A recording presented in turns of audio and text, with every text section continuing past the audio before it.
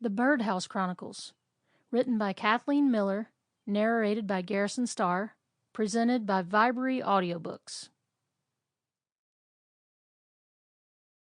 Chapter 1. Entering Zion. The first time I stood in front of the old farmhouse, I was determined to like it, especially since Kirby and I had already bought it. A muted portrait of the house had been imprinted on my memory when our real estate agent faxed us a photograph. I had folded the slick paper and carried it around in my purse for days, sneaking looks while I sat at my desk in San Francisco. During that agonizing period between fax and first-person examination, I strained to flesh out the faded black and white image.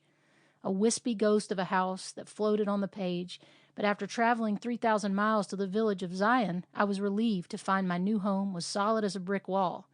In fact, solid as several brick walls. As I drove down the Center County dirt road, craning for my first glimpse, the picture I'd carried in my purse blossomed to life with color, texture, and dimension. A wide expanse of green grass stretched from the road to where the 100-year-old structure seemed to grow organically from the ground like an aged oak tree. At the base was an enormous porch wrapping around 3 sides of the red brick house. The turned wooden posts were covered with peeling white paint, as were the door frames around the aluminum storm doors and the trim of all 29 windows. Fish-scale shingles covered the attic gables. The white paint on these had worn so thin that the wood showed through, producing a shadowy look very similar to the faxed photo. On top of it all, lightning rods, a weather vane, and chimney rose out of the silver tin roof.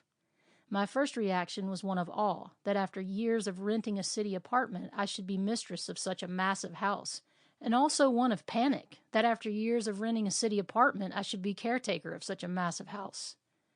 I left the car in the driveway and examined the eyesore garage. It had obviously been tacked on during the era when automobiles became more important than architecture.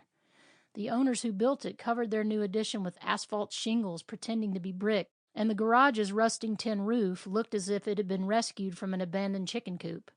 As I circled the house, an August breeze blew through the valley, and the stars and stripes billowed from a pole. I sat down on a yellow porch swing and stared at the view beyond the driveway. Several hundred acres of green cornfields converged into a single vanishing point on the horizon, and beyond rose the purple ridges of central Pennsylvania's Appalachian Mountains. I was a long way from Pacific Heights. We had told our real estate agent that we wanted to buy Grandma's house, and that's exactly what we got. The previous owners, the McCartneys, had 10 grandchildren who had grown up playing in the corners of the attic in the shade of the lawn. The couple, now in their 80s. Sample complete. Ready to continue?